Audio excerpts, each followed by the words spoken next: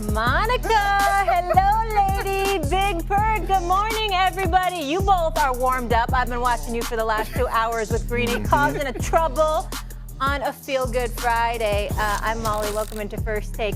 Guys, Stephen A is off today, and I wanted to make sure to make mention because you know Stephen A would never miss today's show after what we saw in Philly, where he spent 18 years. He's still dealing with complications from COVID, so we are sending him our love, and I will do my best to hold it down in the meantime. And as you see, we got a good crew here. Perk, Monica, Woody, Kimberly, all will be here.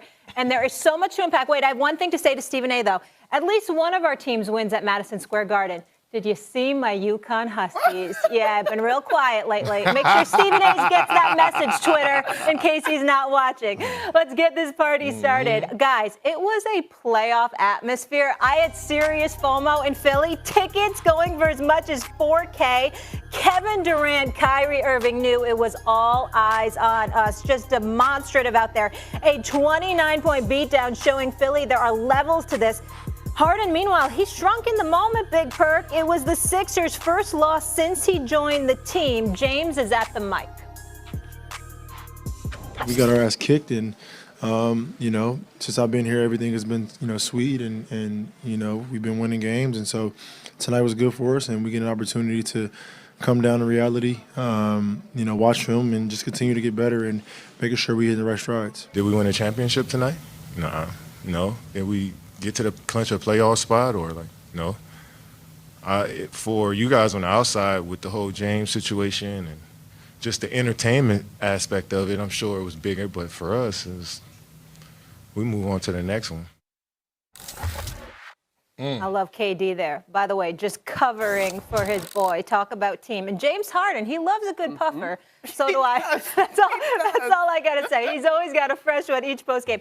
Monica, what statement did the Nets send last night to James Harden in Philly? I think the biggest statement for me, Molly and Perk, was about the depth that this team has. As much as Kyrie and KD both played terrific ball last night, and of course if Kyrie is available full-time, this is a completely different squad. But when I really look at it, the game that Seth Curry had, the way that Andre Drummond was defending prior to that injury, the way Bruce Bowen played on both sides of the ball, the way Nick Claxton came and raised his level of play to the occasion of defending Joel Embiid. And so I think back, not too long ago, probably November, early December, to KD playing MVP-level basketball and carrying all these guys before Kyrie was even available on a part-time level. And so yesterday, watching Kyrie, KD on the floor with these role players, and not to mention that Seth Curry and Andre Drummond are upgrades to the role players that KD had to play alongside prior to his injury, I'm looking at this team in terms of the depth that they have and the options that they will have around if it's just KD or when it's the two of them. And so to me, the thing that stood out was the supporting cast of the Nets and the pendulum really swinging with that trade, because if you put Seth Curry on the other side last night, I think it's flat out a different story. Yeah, Big Perk, and that was without Ben Simmons. What did you see, Perk? You know what? I'm not about to go there with Monica right now, but I will later on in the show. Okay. But what I saw last night was Kyrie Irving. And I'm here right now to apologize to Kyrie Irving on national television and to say that as long as I'm in the media, I would never say anything negative about Kyrie Irving again. And here's why. Yesterday, Kyrie Irving showed me something, and he stole my heart and however you want to say it. The simple fact that he went out there and snatched James Harden's soul defensively, the way that he picked him up full court, it made it true about the rumors that we heard about in their practices, how Kyrie was going at James. 2, it just showed me a different level of Kyrie. So if Kyrie want to go on IG Live and have his vibe with Kai and sit Indian style and burn his sage, guess what? Big Perk go be sitting Indian style as well. Because we already know that he could go out there and score 50. We know that he could go out there and put up 25 in the quarter. But the fact that he set the tone last night and was telling guys, don't switch, I got him, that was a whole nother mentality for me. And I got a whole nother respect for this brother. So I'm going on national television and saying today, Molly, that I don't care if Kyrie takes off from work. I don't care what Kyrie does from here on out. You would never, ever hear me say anything negative about him again just from that defensive performance last night. No, it's incredible. But the only thing you lied about sitting Indian style. You know you're too stiff for that. You know your knees will be up to your ears. But you know what? You do a little yoga or something? You got something to share with the audience while you're making major declarations? Get out of here, Big Perk. I was one thing before you jump in that I thought was interesting. I was watching the pregame, and I think it was Shaq and Charles, and they were debating, like, with Kyrie playing part-time, is that going to hurt his game? Or will he actually benefit from that? And right now, it's looking like he's benefiting from it. You know what, Molly? I love this. And while I'm not going to decry that I will never disagree with Kyrie in the way that Big Perk just did, I do think that we agree on this, Perk. And I don't know if we're going to agree on a lot on this show, but this we do agree on. And I will admit that I, too, have had to evolve because I thought early on that I would rather have you full-time or not at all because I believe in continuity when it comes to basketball. I believe in rhythm. I believe in the time that you spend in the locker room and the camaraderie off the court that carries over to on the court. But the way that Kyrie has been able to show up and answer the bell, like, okay, cool, he ain't played 3 games, jump in, handle his business, show up rested, energized, and prepared, and the way that the rest of the team has been able to play around him, I think that this team, obviously, is better with him full-time. But I still do not put them doing something special out of the realm of possibility if he remains part-time because he has been that prolific when he shows up. And to your point about the defense last night, personally, he held James Harden to 1 of 8. But overall, credit the Brooklyn Nets as a squad because they did not foul defending James early in the ballgame, and he couldn't get to the free throw line to find his rhythm. Yeah. Well, Monica, I actually disagree with you on that, and here's why. Part-time is good for Kyrie, but it's not good for the Brooklyn Nets. And they're not going to win the East.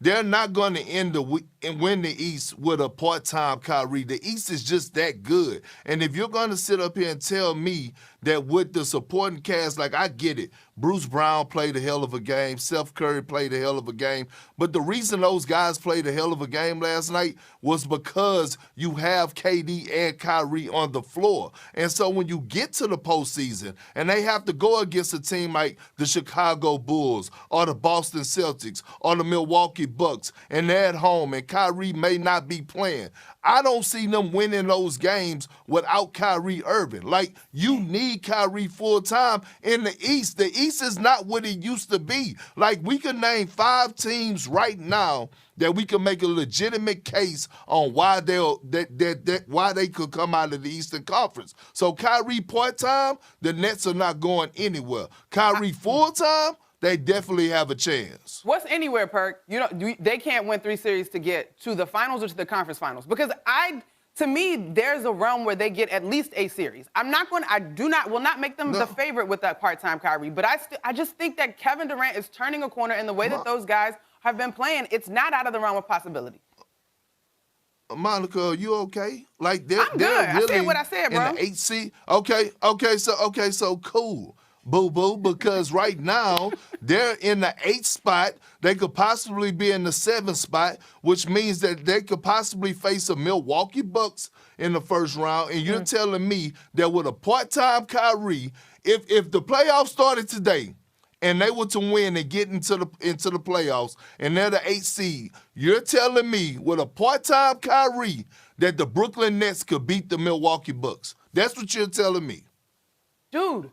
There was no Kyrie last year and a hobbled James Harden, and they were a toe away from doing it.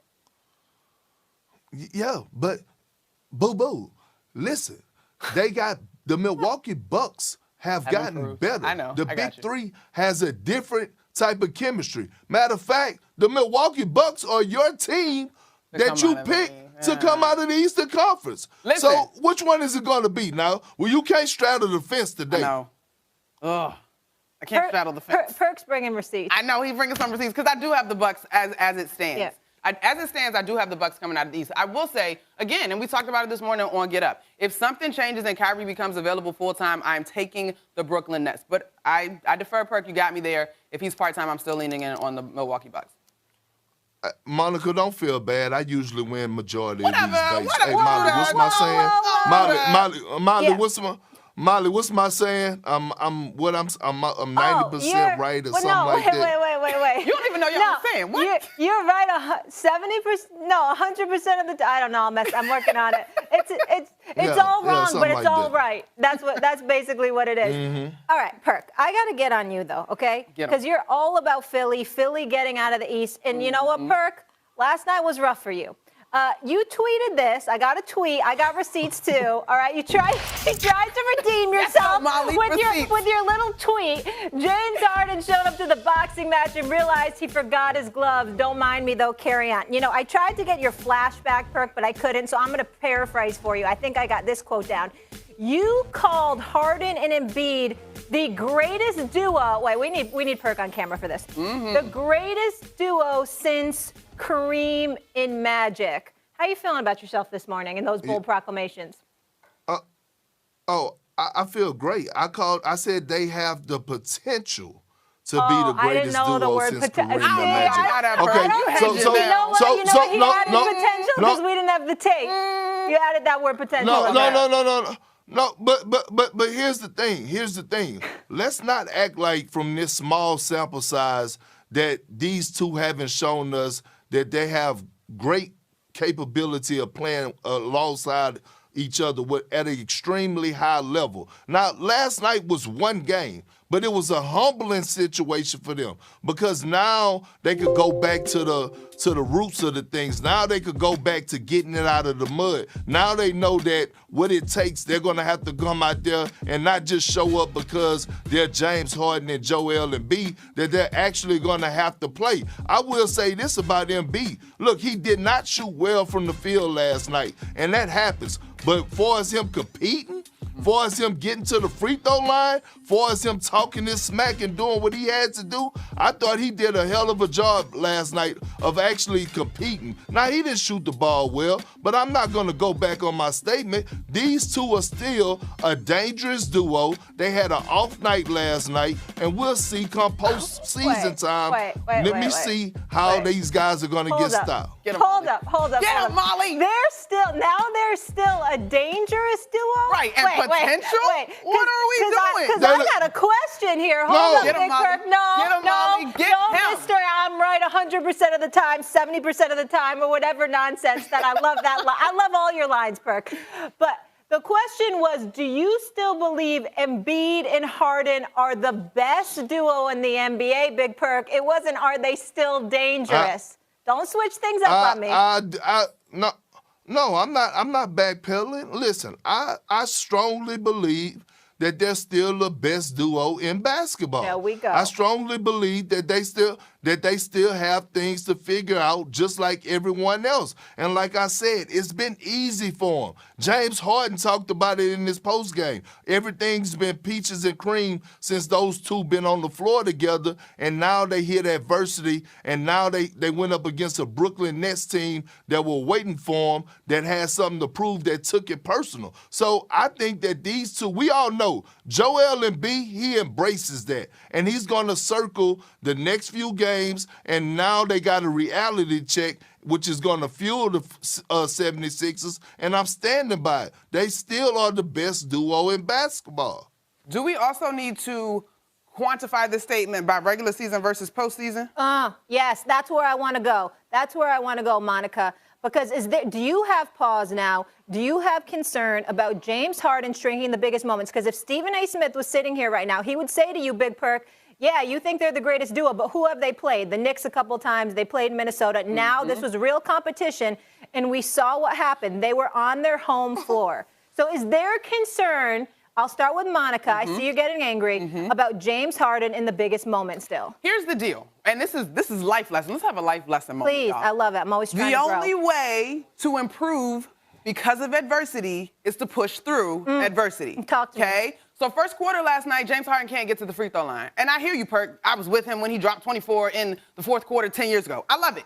He has been known as a delightful and talented scorer, crushes in the pick and roll during the course of the regular season. But right now, when it comes to James Harden in big time games and playoff games, the legacy that he has lacks luster in terms of his ability to show up. So what better way to show us I have turned a corner? Not only have I forced my way out of the second team in a span of 3 years, but I have turned the corner as a competitive, and I'm ready for the big stage because he knew good and well all eyes were on this particular basketball game, and so this was an opportunity for him to show up. I hear you. The Nets needed this win more. The Sixers are solidified in the standings. However, we're talking about a single person's legacy who everyone agrees in terms of that trade, he's probably the person with the most pressure on his shoulders. And so the fact that not only did he not show up, but halfway through the second quarter, quite honestly, to me, Perk, he looked disinterested, which is not a good look. That is worrisome. And that's why I credited and I apologize to Kyrie Irving because he played a major role in that. Now, okay, was so that Perk, hold on, Perk. No. Hold on. Go ahead. Was that the playoffs last night? Was Basically, that the playoffs last that night? pretty much was no, the playoffs. Okay, so it wasn't. No, so It was no, like it wasn't the playoffs. Go ahead. It wasn't the playoffs. Go ahead. So do we do realize that the Philadelphia 76ers just beat the Chicago Bulls. They mopped them up. And we talk about the New York Knicks, and I'm just going down the line. I'm not disregarding the importance of the game, but the New York Knicks just beat the Dallas Mavericks in Dallas, okay? And then, by the way, the Brooklyn Nets just got mopped up by the Boston Celtics. I'm just trying to explain to y'all that sometimes it's just not your night. And I'm not making excuses. I'm not making excuses for James Harden, but what I'm not going to do is sit up here and count James Harden out because of one game in the regular season. And I get it. Maybe we had expectations on this regular season game. Maybe we were looking forward to this regular season game. James Harden probably approached this game like, okay, I'm going to go hoop. And I get what y'all saying. He should have had a different mindset, but until the postseason starts, I can't grade him on just a regular season game. I have to see it when it matters the most. And last night, it didn't matter the most. Okay, so, all right, I would almost give you that, except I have this one question, Perk. You trust that James Harden, based on his history, because the best indicator of future behavior is past behavior, has an on switch that he can flick when it comes postseason? I trust that the Philadelphia 76ers as a team is going to be okay when it comes to the playoffs because, again, we keep focusing on James Harden and forgetting that he has the MVP front runner alongside of him. So at the end of the day, it's going to be times where Embiid is going to take over. I take you back to the Warriors series, Monica. Okay, if CP3 don't get hurt, a lot of us believe that Houston would have won that series. Yeah. Okay, so my thing is, despite whether or not James Harden have the history of disappearing, he does have a beast that is unstoppable in Joel Embiid that I feel like no one in the NBA can compete with in a 7-game series. Okay, but the question was, are you concerned about James Harden, not Joel Embiid? And Perk, we're going to move on in a second. But hold up 1 second. Okay, because I just got to challenge you on this one thing. I get any game, and I get any night, the Celtics, the Bulls, all the references. This was not that. Any game, Perk, and you know this. We talked about it. $4K for a ticket. The worst seat in the house was $200.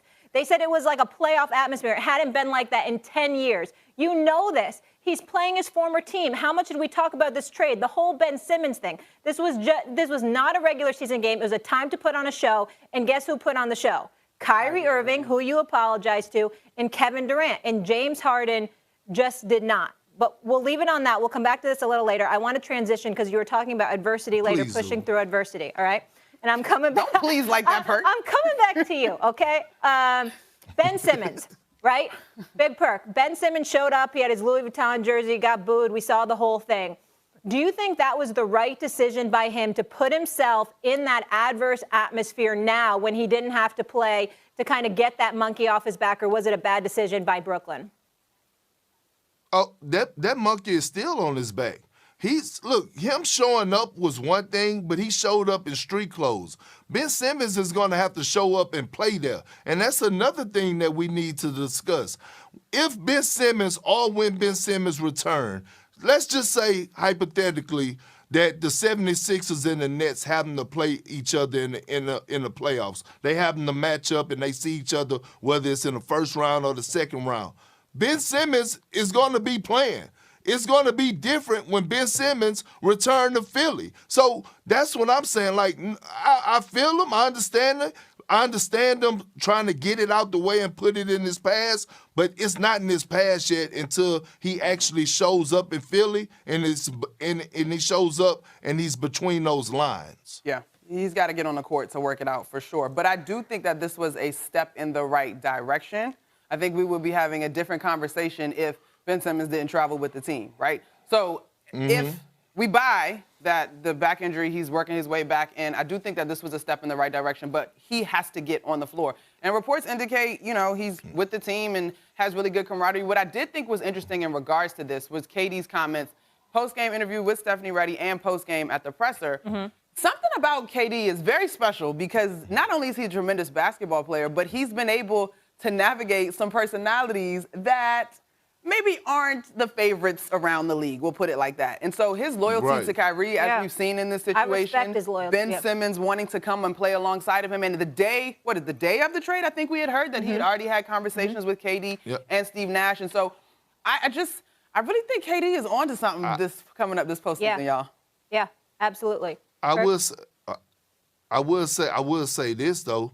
The great thing about Ben Simmons being there is that I think he made his team come together. Like, when you hear guys talking after the game for us, KD and Kyrie, they were saying, like, basically, like, you boo Ben, you're booing us. So, like, I thought they went out there on a level of, we got your back. And I think that's what the Nets needed because they've been so up and down and they've been struggling in areas and all these distractions that they've been having that they actually needed that moment. And I think Ben Simmons being there actually made them come together, which is a great thing for the Nets and the Nets fans out there in the world. Absolutely. They looked like a real team, had each other's back. And I get what you're saying, Perk, that it's not the same thing, obviously, in terms of playing, but I still think it was the right decision for Ben Simmons to go, to hear all the boos, see everybody hate on him, kind of feel it a little bit. I know it's not the same when you're playing, but just like step right into that awkwardness. We'll leave it there. Big Perk will be back with us in just a minute, guys. I'm going to get to a little bit of baseball right now because I have good news on that front. So you both sit tight. The MLB season. Buster Olney, I love good news on a Friday. So good to see you, sir. It's been a while. Thank you so much for being with us. Buster, talk to me. How did this all come together? Essentially, Molly, because of a revolt among the rank and file, among the players. Look, when the owners forwarded their proposal yesterday to the Players Association, the union's executive committee rejected that, voted to reject that 8-0. But when it was put before the players at large through the individual team representatives, the players, the rank and file, overwhelmingly voted for it. 26-4 among the 30 teams. And that reflected a lot of the reporting I've done over the last couple of months where I had so many players say, look, there are things we should be going for, but not at the risk of losing the season. And I think that was the message from the rank and file yesterday to the executive committee. Okay. So now that that is said and done, free agency, Buster, is going to be wild. Enlighten me. What should we be watching for? Yeah, think about this. We have about 300 players in play between free agents and potential trades, which means over the next 3 weeks, we're going to see anywhere from 10, 15, 20 players find new teams every day. And we're going to see some big names, a Freddie Freeman, a Carlos Correa, a Trevor Story. We're going to find out what Clayton Kershaw is going to do as he goes forward. We're going to line up Giancarlo Stanton hitting cleanup. The Yankees do have shortstops in the pipeline, which is why I think their focus is going to be on Freddie. Buster, which team do you think will ultimately be the most active, or should be, rather? The Dodgers. Look, Okay. I think they held back a lot of their ammunition before the December 2nd lockout because they wanted to know what the rules are. And they have to make decisions on how to replace the offensive Corey Seager. What are they going to do with Kershaw? What are they going to do with Kenley Jansen, their closer? Are they going to be the team that makes the big pitch for Freddie Freeman? I think they'll be the most active team among all the big market teams. Buster, last thing I want to get in here with you. It's better for all of us when baseball is back, but when baseball is winning, like it used to be back in the day, America's pastime, right? I've got two young nephews. They both play baseball, but they're always talking about guys like Patrick Mahomes. How do they make this sport popular again amongst the youth? Well, first and foremost, I think that the effort to streamline the sport is really important, to shrink the time of games down. I know because I have a perfect focus group of one. My 17-year-old son is a crazy sports fan. He's a crazy Braves fan. Yeah. But since I started covering baseball in 1989, the two sides need to work together to help market the players because, Molly, you know, they have great players to market. Absolutely. It's a great product in front of them, great opportunities. Absolutely. And I even look at the NFL, like with the halftime show, they're bringing in people like Jay-Z, these big-time superstars. I don't know why baseball hasn't leaned into something like that in terms of the marketing aspect and bringing in some of these big names. We've talked about guys like a Derek Jeter, greatest ambassador, being involved. But it seems like that needs to be the step for the evolution. Because like you're saying, there's tons of superstar talent, and they're just not getting them out there properly. And they need to collaborate more between the two sides. Yeah. Absolutely. Well, it appears that this was a step in the right direction because, as I said, the three most important words, baseball is back. Buster, so good to have you. Thank you so much for being with us. Enjoy us all. I know your season's about to get real busy. Thanks, Molly. Okay. When we come back here on First Take, Aaron Rodgers trade Khalil Mack to the Los Angeles Chargers, the AFC West. It's getting crowded, y'all. Damian, will Khalil and Joey Bosa be a problem for Patrick Mahomes and the Kansas City Chiefs? Absolutely. Absolutely. Not only does he bring an element of pass rush, but he's going to help that rush defense. And more pressure you can get on Patrick Mahomes, the better. So, absolutely, he'll help him close the window. All right, we'll keep it moving, bringing my girl Kimberly Martin. It has been a big week for quarterback news in the NFL, that is for sure. First, the news everyone was waiting for, Aaron Rodgers deciding to stay with the Packers for years to come. Then news that was a bit more shocking. The Seahawks agreeing to ship their Super Bowl winning quarterback Russell Wilson to the Broncos in exchange for some players and picks. Russ and Sierra literally leveling up with that altitude. Kimberly, big moves obviously this week, but which of those quarterbacks needs another Super Bowl more for their legacy? Would you say it's Rodgers or Russ? I'm going to say it's Russ. To me, it's easy because he has won Super Bowl. But think about how we even talk about Russ in the Super Bowl. You're like, oh, it wasn't Russ. It was Elijah Boone. It was that defense. It was that run game. It wasn't Russ. Pete Carroll. It wasn't any. And they do it. The way people talk about Russ, I don't understand why he's never gotten the respect that I think he deserves. That said, he is not at the same level of a Tom Brady or an Aaron Rodgers. Aaron Rodgers, we've discussed how he has failed to get them to a Super Bowl and how, he came up small against Jimmy Garoppolo and the 49ers in the playoffs this past season. But when we talk about Aaron, Stephen A. says it. He's a bad man. There's a reason, because he's one of the best shows on the football field. We don't look at Russ the same way, and I think going to Denver, that was a move where this is a team that said, you know what, we are a quarterback away. Russ, we want you. You're the thing. You're the magic elixir that's going to make us better. You're the person that's going to take us over the top. Think about how we looked at the Denver Broncos last year with Drew Lock, Teddy Bridgewater. This is a different day in Denver, and it's because Russell is there. I think if he is able to win a Super Bowl there, it changes everything as far as how we look at him versus Aaron, which we already know he's a bad man. Boy, I hate to disagree with my buddy Kimberly Martin here, but I'm going to go. Listen, I know she talked about how my face was beat and everything, but listen, I'm going to go with Aaron Rodgers. Yeah, I want to go with Aaron Rodgers here, and the reason why, yes, we on the show we talk about Aaron Rodgers, how he's a bad man all the time. There's no question about his arm talent and his ability. But when we talk about Aaron Rodgers, we also talk about his legacy, right? And this is the same guy, the four-time league MVP that hasn't appeared in a Super Bowl since 2010. Okay, and also think about this when we talk about Aaron Rodgers. When since Matt LaFleur has been the head coach of the Green Bay Packers, their defense has actually been ranked in the top 10 during that whole time period. So we're thinking about Aaron Rodgers and the Green Bay Packers. They've hosted the NFC Championship game in back-to-back years and been eliminated both times. And we saw this past year, Aaron Rodgers not play a good game against the Los Angeles Rams up at Lambeau Field. So when I look at Aaron Rodgers, as great as he is, as talented as his arm talent is, there's levels to legacy, okay? We know Aaron Rodgers is going to be a first ballot Hall of Famer. I get that. But inside of Canton, you ask anybody as it relates to the Pro Football Hall of Fame, there are different rooms in Canton. And if Aaron Rodgers want to be in that elite room with the Tom Brady's or the Peyton Mannings of that sort, he has to get another championship. You sign another blockbuster deal to stay with the Green Bay Packers.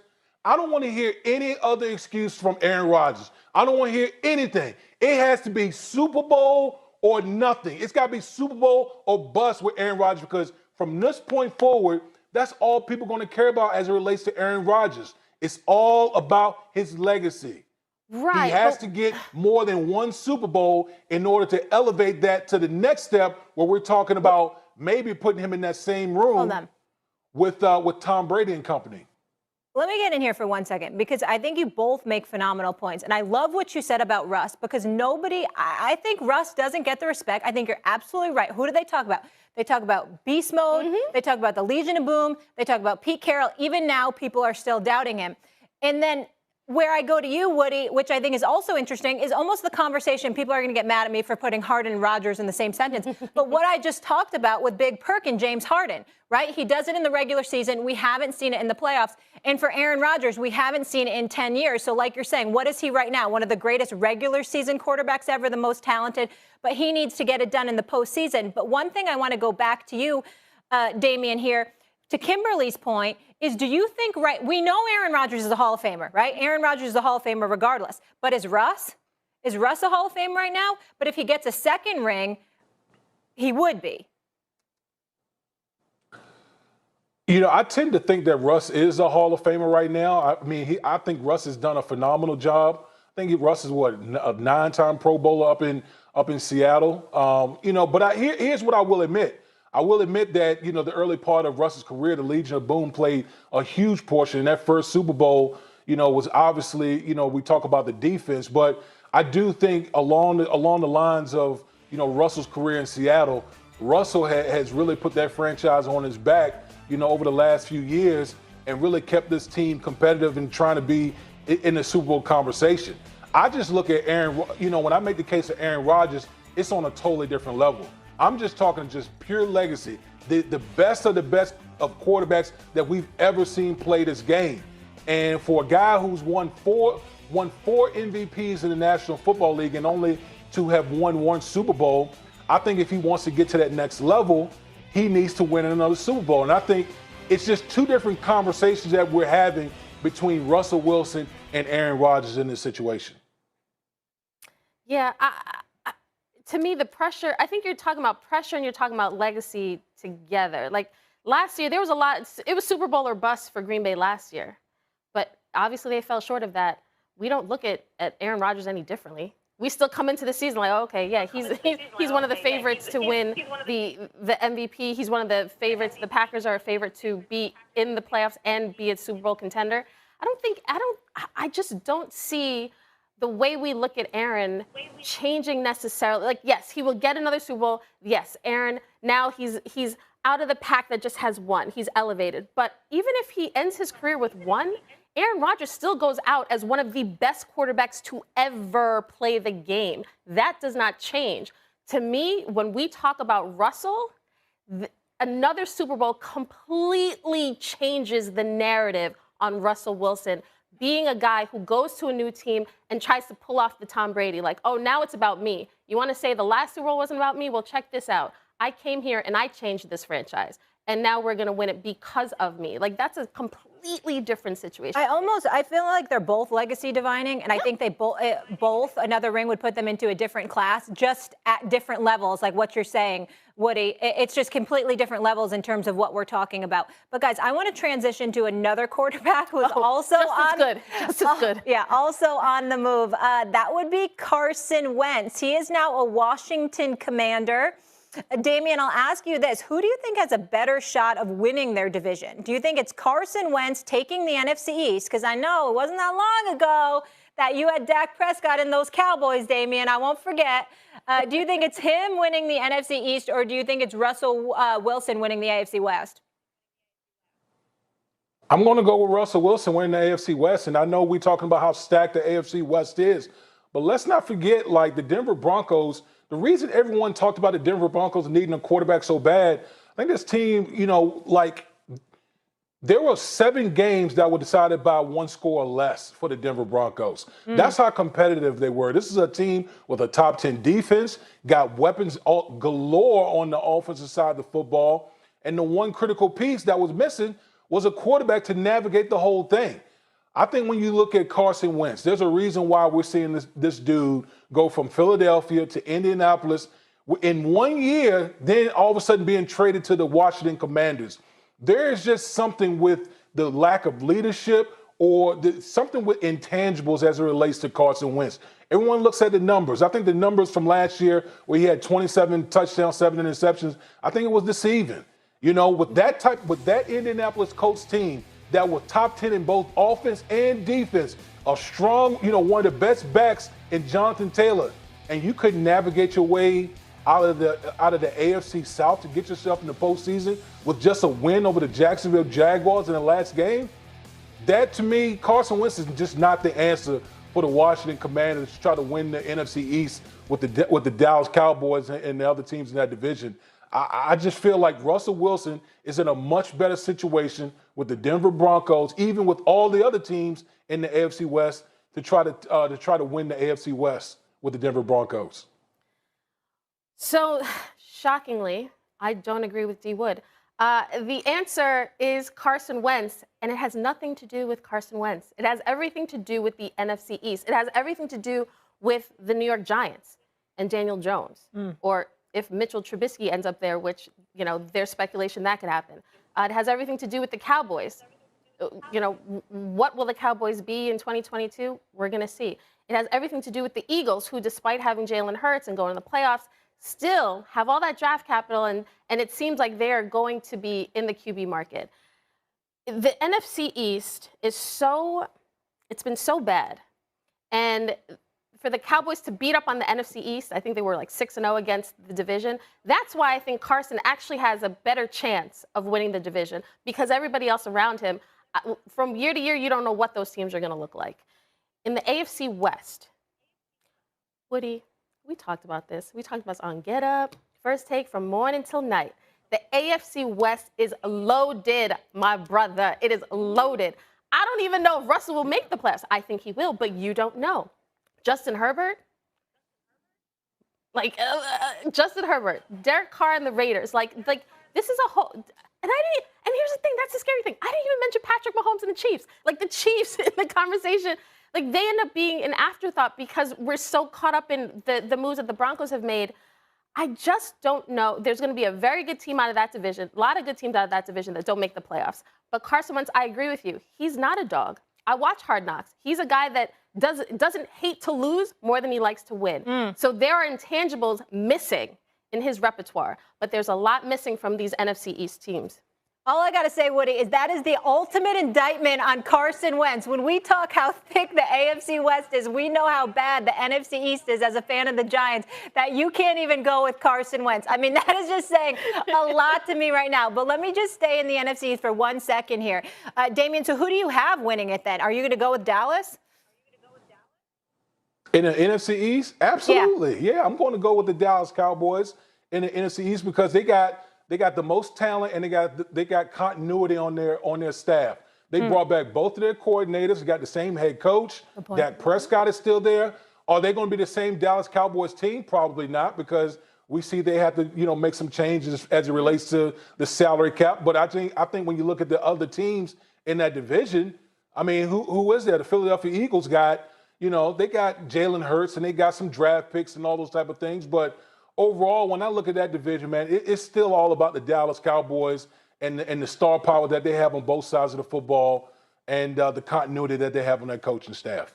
Yeah, I agree with D. Wood. Just because Daniel Jones has a new head coach, we don't know what Daniel Jones will be. This is almost similar to Carson. It'll be his last shot. Don't even talk about the Giants. Sorry, it's such a depressing proposition. But really quick before we go to break, it's like the saddest thing ever. Just indulge me for a second. So how do we feel? I want to take a poll. How do we feel about the name, Kimberly, Washington Commanders? Are we into it? Because I'm still warming up to it. No, I'm not into Commander Carson or any of that stuff. But we didn't like the Washington football team.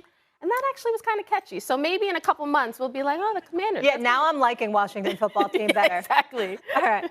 We'll leave it there, guys. When we come back, plenty more football to get into and some NBA as well. Another big spot, another rough game for the Beard. How concerned should Philly fans be for Harden? We will. Since I've been here, everything has been, sweet and we've been winning games. And so tonight was good for us and we get an opportunity to come down to reality, watch film and just continue to get better and making sure we hit the right strides. Okay. It was not Puffer's James night. And then the other thing I have to say in defense of Russo, these chairs, aren't they kind of like low-key slippery? Just stay in it. Don't move. Agree. Right? Agree. You can't be wiggling around too much. Oh, big perk. I need to deal with you, though. I know you tried to play it off earlier, saying this is just a game. You lied to the American people. That was obvious. Maybe now you'll speak the truth. How concerned are you about your boy, James Harden, in big moments? Because last night was one, and last time I checked, it was KD and Kyrie who showed up. Look, Molly, don't start this morning. Listen, No. how concerned Sorry am I to about a guy that is averaging 28 points for his career in the playoffs? I'm not concerned. Look, I understand about the moment last night and all that, but guess what? These next 6 games, I get it. The 76ers, they have to play the Orlando Magic. Then they play the Nuggets, the Cavaliers, the Mavericks, the Raptors, and the Heat. So I think those games are going to determine whether or not James Harden could bounce back. See, that's what I look at. Not just last night. I want to look at the bounce back and to see how the Philly overall is going to handle the adversity. But far as James, I have no concerns whatsoever because it's not just him. He has Joel Embiid to help him out. They both struggled last night, but James was just not into it. And I already gave credit to Kyrie Irving. Kyrie Irving completely took him out of the game. Kyrie Irving completely made this personal. He took it personal. So I'm not disregarding that James Harden stuck the building up yesterday. He did. But am I concerned that he's going to continue to play like this? Or do I have any type of thoughts in my head that he's going to struggle like this the remainder of the season and in the postseason? No, Molly, I'm not. Oh, because your face looks a little anxious, so that's why. I didn't know. It's right in the nose. There was a lot of stress and tension happening. I think that's toward me, Molly. So I was trying to believe it, but your face and your eyes were telling me something different. Wait, before we get to you, though, Monica, real quick. I don't have my glasses on today. No. It's all good. Listen, I can't see either. I've been wearing them since the 3rd grade. It's rough out here. But I gotta go back to something you said earlier in case there's a new audience. You issued an apology earlier. Do you want to just give that apology quickly again? Yeah. Do you just want to kind of give a quick synopsis of that for the new audience? I think you should. Yep. We all know that Kyrie Irving is box office. We know that he's one of the most skilled guys to ever play the game of basketball, that he could drop 50 on you in a game, 25 in a quarter. But I want to apologize to Kyrie Irving, and I want to say this. I will never say anything negative about Kyrie Irving again as long as I'm in the media, period. He won me over last night. I'm talking about the way that he set that tone defensively, the way that he took it personal against James Harden. Look, that's the type of energy I love. So however people feel about Kyrie Irving, Big Perk don't feel that way no more. And I told y'all earlier today, if Kyrie Irving goes on IG Live today and he's having that moment with Vibe with Kyle like he normally does every 3 or 4 months, and he's sitting Indian style and he's burning his sage, I'm going to be right there on IG Live sitting Indian style doing the same thing. I'm part of the Kyrie fan base now. Big Perk, big bro. I have one question, though. If Kyrie can win you over in a single game with one night's performance, why should we, maybe not you, not be concerned about James Harden in a single night and one performance? You know, I'm just going to leave because you ask way better questions than I do. I love you, Molly. Don't leave. No. I need you. You heard that. No, I heard him. I heard him loud and clear. And see, now I feel. Here's the thing. Now I feel why Stephen A. be saying, you know, when we get up here and y'all try to tag team me. But look, I'm here for it. Okay. So let me tell you this. The reason I'm apologizing and I'm jumping on the Kyrie bandwagon and he won me over is because over the last few years, I have been beyond critical of Kyrie Irving. I've been beyond critical. And what happened was that I saw a different level of focus out of him. And it wasn't about scoring. It was his approach to the game yesterday that won me over. And I'm talking about just him picking up James Harden full court, things to that nature. Because it was, you know, belief out there that Kyrie could possibly walk away from the game of basketball. Some was questioning, did he even want to play the game of basketball? Yeah. A lot of us was questioning, did he still love the game of basketball? And last night showed me that passion, that love is still there. See, to all other casuals out there, they want to look at the points, they want to look at the crossovers, the Euro steps to the floaters. I looked at that defense, and I looked at how he wanted that matchup, and that's what won me over with Kyrie Irving. To answer your question, All Monica. right. Cheers to that, because I feel you on that. I respect that. I have great appreciation for you coming to that conclusion. However, on the flip side, I do think last night's performance had the same weight for those that acknowledge that James Harden historically has not been able to show up in big games. And I want to use your word, Big Perk, approach to the game. That is a beautiful thing. That is very simple. And the approach to the game for James Harden has been to get to the free throw line. The Nets took that away from him early in the ball game. The approach to the game after that was I'm going to take my ball and I'm going to go home because we're already in good position in terms of the playoff standings, which to me is not the right approach because history says that this gentleman has struggled to show up on the biggest stages, which would be the playoffs. And so if one night's performance can have this much momentum and mean this much in terms of Kyrie, I'm just saying that it can swing the pendulum the other way in terms of giving great reason to be concerned about James Harden moving forward. And I know you're going to say the team around him. That is fantastic. Whoop-de-doo. Joel Embiid last night showed up. He competed. Didn't have the best floor game, but he competed. The point of James Harden being on this roster was not so that he could simply facilitate for the team around him. There is a degree with which he is expected to show up because of the pressure that he is now under after forcing his way out of not one, but two situations in a span of 3 years. So all I'm saying is don't poo-poo this game away as if it means nothing because 10 years ago you was on the roster with James Harden. He scored 24 points in the fourth quarter versus San Antonio Spurs. It doesn't add up. Just bring me back. I know we got to go. Just bring me back to this topic because I'm going to read you your rights. Come on, let's go. I'm going to read you your because rights. baby, I got degrees out here, okay? Hold up. Let's go. Perk, Monica just had to address you like the numbers on the house. Come on. But you have time to, if you want to respond, you can respond real quick before I move on to the next subject. Or do you want to buy some time? You know what? Hold on, let me put my You know what? This is the problem that I have, right? We all keep saying that James Harden doesn't show up.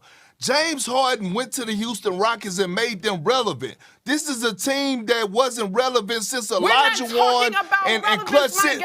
But hold on, no. Listen to what I'm saying, Monica. Let me finish. I'm listening.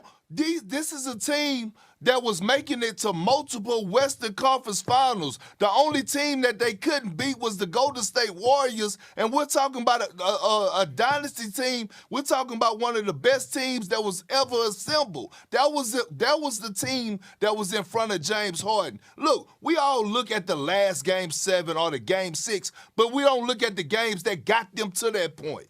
Like, we don't look at James Harden when he had 40-piece wing dinner, all drumsticks that in a Game 2 or a Game 3. We just remember the bad moments, but he has had more good moments than he had bad moments. So are we trying to get there in Philly, or are we trying to win it? Are we counting the steps to get there, or are we counting rings? Because last time I checked, you had a ring, but I didn't know. I think maybe we should carry on. I think we should just keep using Perk's lines against him. Come on, just carry on right now, because it's rough out here. I didn't know. It is Molly, rough out here for Big Perk. Means so much in Perk, series. I didn't it's hard know. for you out here. It's a good thing you stayed out there in H-Town. All right, here's what we need to talk about. I want to focus on Kyrie now that you gave him this sweet apology. So the Nets have 5 remaining road games on their schedule this season. Kyrie would be unable to play the last one against the Knicks due to local vaccine mandates, meaning he'll only be available for 4 games down the stretch. So, Big Perk, I'll ask you this. Can the Nets win a title with a part-time Kyrie? Molly, hell no, they can't. The East is too damn good. They cannot beat a Boston Celtic team with a part-time Kyrie. They can't beat a Philadelphia 76er team with a part-time Kyrie. They can't beat a Milwaukee Bucks team with a part-time Kyrie. So the answer is no. They need him full-time. The Eastern Conference is that good. I told y'all this earlier in the show, that we could sit up here and debate and pick out 4 to 5 teams and debate hours and hours on why that team or this team could come out of the Eastern Conference. So the answer is no. A full-time Kyrie, yes. But look, we do have to remember that they got to get out of the play-in tournament first. They got to at least make it to the playoffs. Let's not act like they sitting right in the playoffs that it's a guarantee. Because what if they have to go to Toronto? Kyrie Irving can't play. What do you think? Okay. The only team that you mentioned that I don't think that they can beat with a part-time Kyrie is the Milwaukee Bucks, who I have coming out of the East, unless we get a full-strength version of this Brooklyn Nets squad. I still think something special can happen. I think that KD is that spectacular. I think their role players have grown and, quite honestly, gotten better when you add Andre Drummond and Seth Curry. So I'm not ruling out something unique happening, potentially. I will also point out this. They're 5 games behind Cleveland in the 6th spot. Toronto is ahead of them. Cleveland's schedule, they got to go in the next 5 games. They got to go to Miami, to Chicago. They've got the Clippers, they got Philly, and they've got Denver. Out of the strength of schedule rankings the rest of the way, the Nets' schedule is 28 out of 30 in terms of being the easiest. The games that Kyrie will not be available for are at Knicks versus the Mavs versus Portland versus Utah, Charlotte, Detroit, Milwaukee, Houston, Cleveland, and Indy. Of that list, to me, Kyrie's a problem sincerely versus Milwaukee, Utah, and Charlotte with confidence. I guess you throw the Mavs in there maybe. And so to me, there could be a path for the Nets to get out of the play-in because Cleveland has the injury to Jarrett Allen, and the Raptors' schedule is not exactly easy the rest of the way either. So I hear you on the play-in piece, but I think if they continue to play this basketball, we've seen the carryover from the performance versus the Charlotte Hornets to last night. I think they have a path to potentially get out of the play-in. Yeah, and you know what else you wishful thinking right now, and I love it. But look, here's the fact of the matter. The fact of the matter is that the disrespect that you're giving to the Boston Celtics right now is beyond me. They have been the best team in basketball, Monica, over the last 2 months. So for you to say that the only team that you would really put above them, far as a part-time Kyrie is the Milwaukee Bucks. No, the Boston Celtics are right there. Matter of fact, we just witnessed that when they went into the Garden. Like, Jason Tatum is ready to go head-to-head with any superstar, including KD. Their defense is one of the best. But I'm just going to stay here with it. A part-time Kyrie, they're not coming out of the Eastern Conference. You still haven't answered the question yet. I was about to say, are they coming out? First of all, I did answer it. I already said I got the Milwaukee Bucks coming out the East. And if we want to go to answering questions directly, shall we run the tape back? Because you owe me some answers. Yeah. There was a lot of digressing. There was a lot of going all over the place. I answered your question. Any more questions, my friend? I think we're just getting him warmed up for Chene and Malika later. That's all we're trying to do out here, Big Perk. Keep you on your toes. We'll keep it rolling. These two will be back, guys. Ben Simmons, Carson Wentz both start to bring attention to social justice issues and police brutality. He knew this could be a possibility. 4 seasons since NFL owners decided he's not worth the trouble of having the former Niners quarterback on a roster, but he's not giving up hope of a return. Yesterday, Adam Schefter tweeting this: Colin Kaepernick is still working out. He's said to be, in the words of one source, in the best shape of his life. He wants to play. He's ready to play, and he would be a great fit for teams with quarterback vacancies to fill who want to win a Super Bowl. That tweet in response to a video of Kaepernick working out. Kimberly Martin back here with us, and Damian Woody. High praise there in that tweet that we just saw from Adam Schefter. Kimberly, let me ask you this. Is now the time for a team to sign Kaepernick? Is it the time? Yes. We've talked heading into free agency about how there's so many teams that desperately need quarterbacks and there aren't enough quarterbacks to go around. So timing-wise, it would make sense. There's a different question, though, of whether that will happen. And that's where I think the sticking point is, because it's been 5 years, I believe, since he was last on the field. And even when the kneeling controversy happened, he wasn't a starter. He was a backup at that point. So you have 5 years of him being away from the game. And so NFL teams currently had years to try him out, to bring him in, and didn't. But as we've seen, Brian Flores' lawsuit, you know, you thought, oh, that'd be the end of Brian Flores. Like, he understands what he's given up by filing a lawsuit against the league and the Dolphins. Well, guess what? He's on a staff. Granted, it's a position that he's beyond overqualified for, but he is on an NFL staff right now. So if there's a moment in the NFL where it's clear that, you know, the NFL understands that Kaepernick was denied opportunities, because let's be honest, he was denied opportunities. And that's why I feel that he should get a shot to try out. Not saying he's got to be your starter, but give him a shot, because he was denied those fair opportunities 5 years ago, and that's not right. Yeah, and by that Brian Flores, Damien, let me just say quickly, the Brian Flores distinction, notice the team that brought him in. Mike Tomlin's the head coach, African-American. The team that started the Rooney Rule, the Pittsburgh Steelers, none of it by accident. Damien, what do you think?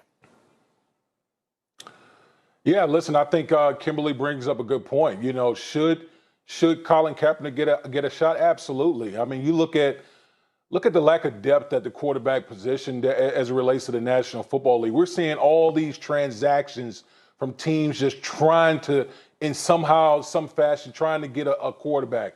We've seen, you know, Carson Wentz go from team to team to team in a matter of a couple of years, all because there's just not enough quarterbacks in the National Football League. And, you know, the situation with Colin Kaepernick, yes, I understand. Colin Kaepernick hasn't played in the game since 2016. But I'm still of the impression that there's no one that can tell me as of right now that there's 64 quarterbacks in the National Football League right now than Colin Kaepernick. There's just not. There's just not. We saw a situation with your own New York Football Giants last year when they played the Washington Commanders, where they literally did a quarterback. Jake Fromm, the quarterback at the time with the New York Football Giants, did a quarterback sneak from their own end zone rather than put the ball in the quarterback's hand. Think about that. They didn't have enough faith in their quarterback to go out there and make a play. They ran a quarterback sneak from their own end zone rather than put faith in their quarterback. Like, if that doesn't tell you that there's a lack of quarterbacks in the National Football League, I don't know what else to tell you. Yeah, here's one thing I want to say. Obviously, we all collectively feel that Colin Kaepernick should have a shot. And it's unfortunate that it's been 4 years, now maybe 5, like you pointed out. So that wasn't his fault. He was ready to go all along.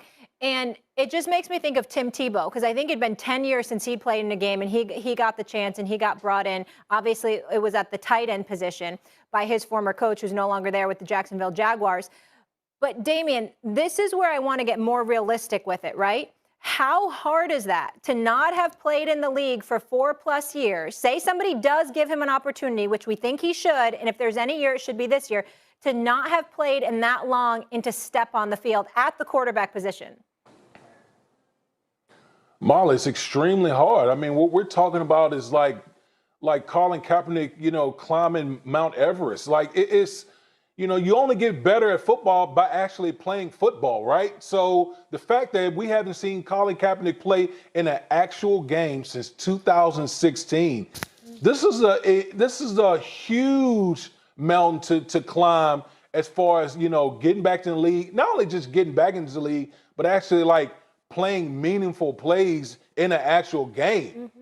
I mean, because we're talking about the hardest position in all of sports, and that the quarterback position, in a league that's constantly evolving as a league. And I know people will talk about, Colin's skill set kind of falls in line with what we're seeing from these quarterbacks now. But when you're not playing and getting better at your craft, it makes it that much harder to assimilate yourself back into a competitive league like the National Football League.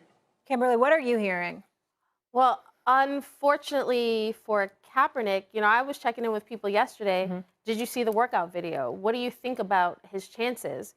And the responses I was getting, although not shocking, I mean, people are like, okay, he worked out. He can keep tweeting workout videos that, nobody's going to sign him because, as Damian is saying, to be out of the game so long, again, no fault of his own, but to be out of the game so long, and then, you use a roster spot for somebody that now has to get acclimated. The first thing someone said to me was like, the game is different. Even though we're seeing these dual threat quarterbacks, we're praising guys like Justin Herbert, not obviously Lamar Jackson, but even Joe Burrow and Josh Allen for being, elusive and explosive and athletic. We're crediting them. We're giving them praise for that. Kaepernick was that in his prime.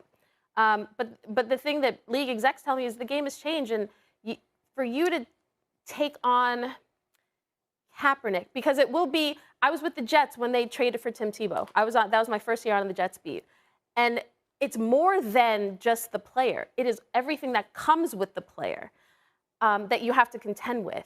Fans, the reaction, just in New York, we call it the media circus, following Tebow mania around. There will be an element of that adding Kaepernick to a team, but you can't tell me that if Tim Tebow got all those chances to try, you want to do baseball? Cool. You want to try tight end? Cool. You want to do, all those chances, and Colin Kaepernick can't get the same opportunities, I think it is unfair. But I just don't see, there just isn't that same level of excitement around in the league for wanting to bring him in. Molly, what this really comes down to is the business of football. Yeah. That's what it really comes down to. As much as we talk about the on-field stuff and the workout, the workout on video, it really comes down to the business of football. These owners in the National Football League, they're looking at this saying, okay, we got a way bringing this guy in as it relates to the bottom dollar. Because but Damian, I think it could be good for business. It comes down to the bottom dollar. I think you could argue it could be good for business. And if someone looked out for him, did him a solid, gave him a shot, I think fans would actually galvanize towards that kind of thing rather than the opposite. I mean, I would be excited if my team gave him a shot. Listen, I'm not disputing that, but I'm just telling you the thought process of the National Football League. I think that, there's a certain segment of the fan base that these owners they have to look at and contend with and say, okay, am I willing to bring this guy in and deal with all of that? I'm not saying that's right or wrong, but I know that's what's on the owners' minds. Yeah, but like you said, they did it with Tim Tebow. But again, that was that Urban Meyer connection. And even how you mentioned Brian Flores, it was Mike Tomlin, obviously the Rooneys, the Steelers. So maybe there's some type of connection where he could potentially get a shot. Great discussion. Thank you both. Appreciate you. When we come back here on First Take, we've got some NBA to get into. Ben Simmons and Carson Wentz both have something to prove with their new went viral Tuesday after she saved up all her money to see Steph Curry play, and he was out. The Warriors saw it and gave her tickets to last night's game, and then this interaction with Steph, Monica, is Steph the most likable athlete out there? Oh my gosh. I do think that he's had a runway that one Ja Morant can close the gap on, but Steph has been established for so long and her emotions were palpable and I was so happy for her. I just love this ability to grow the game. I love all of it, and that she's sitting courtside. And she rides so hard for the Warriors. Oh, it's great. Oh my gosh, we're here for all of it. All right, we'll keep it moving here, guys. Big week for former Philly stars. Carson Wentz headed back to the NFC East after Adam Schefter reported the Colts agreed to swap him for some picks and send him to Washington. Then Ben Simmons made his return to the Wells Fargo Center, last night. He didn't play, but he probably felt some kind of redemption as the boos for him turned into boos for the Sixers as Brooklyn got the big win. Here's Durant in the performance in Philly. Part of the frustration for Ben is he can't come out there and score to quiet the crowd. Were you out there trying to help him out and by doing that tonight? Most definitely, I think all of us were. We look at Ben as our brother, so we knew that this was a hostile environment and we knew that he didn't have an opportunity to play, so we wanted to come out there and have him focus on the court more so than just always focusing on him. So they focused on the court tonight, and it's hard for you to chant at Ben Simmons when you lose him by that much. That line right there is everything. I need that energy. And if you want to be in the trenches with anybody in the NBA right now, loyalty, like Kendrick Lamar said, that goes to KD right now. I love that post-game press conference. All right, Perk and Monica back for this one. Woody, I want to start with you. Who has more to prove with their new team? Is it Carson Wentz? Bless you. Sorry, y'all. You're fine. You know what it is? Allergies are wild because of weather out here and the barometric pressure. It's a lot. Okay, I'm taking Zyrtec every night. It's a lot. It's a lot. I feel you. Here we go. Woody, is it Wentz or Simmons? Who has more pressure right now in these new situations? I'm going to go with Carson Wentz here. I mean, listen to where Carson Wentz has gone since 2017. The dude was on track to become an MVP. He got hurt against the Los Angeles Rams. And then really from that point forward, it's just been disaster for him. Injuries have derailed him in the past couple seasons after that. Then the Philadelphia Eagles move on from him, trade him to the Indianapolis Colts with his former offensive coordinator, and Frank Wright is now the head coach in Indianapolis. Then after one season where basically all he had to do was win a game against the Jacksonville Jaguars in Week 18, and he came up flat against that game. To the point where the organization after one season said, you know what? This dude's just not it. He's not the guy. And trades him to the Washington Commanders. So we know that Carson Wentz physically is talented. He's big, he's strong, he got the arm talent, all of that. But for a guy in Frank Wright to give up after one season, this is now and never for Carson Wentz. This is the last time he'll have an opportunity as a surefire starter with an organization. Big Perk? Wood. I thought you was going to come on here and Talk to me, brother. Talk to me. You, of all people, was going to be on the same page as me, but here I am standing alone today. Listen, Carson Wentz has been quiet, right? It's one. Look, I get it. I get it. Listen, it's one thing for the organization to give up on you, but it's another thing for you to give up on the organization. And I think this is why the pressure is on Ben Simmons. Ben Simmons committed to the Philadelphia 76ers. Ben Simmons, the one that signed it on the dotted line for almost $200 million. Ben Simmons, the one decided not to show up to training camp, not to show up to work, not to show up and put on another 76ers jersey until he forced himself out of Philly. So when you force yourself out of a situation, then the pressure is on you. So he has the most to prove because last but not least, the last time we saw Ben Simmons, I mean, my God, it was a horrible sight to see. It was a nightmare. So Ben Simmons now got what he wanted. He forced his way out. He held out. He lost some money, and now he's in a better situation. And you're with KD and Kyrie Irving, two future Hall of Famers. Now you have zero excuses. Zero. Okay, so I think because of what you just said, Big Perk, I got to agree with Woody. His ability now to play alongside Kyrie and KD actually takes some pressure off to me. And I got to preface this statement by acknowledging my home team, the Washington football team. That's your team. I'm going to stick with the Washington football team and not the current name because I prefer a football team. Let me tell you how many quarterbacks have run through FedEx Field and run up on the turf monster, and the football team was their last stop before retirement, whether they desired to do that or not. And if not full-on retirement, a very checkered and challenging path through the rest of the NFL. Carson Wentz is a quarterback who folks will argue about their talent. Our colleagues did it yesterday.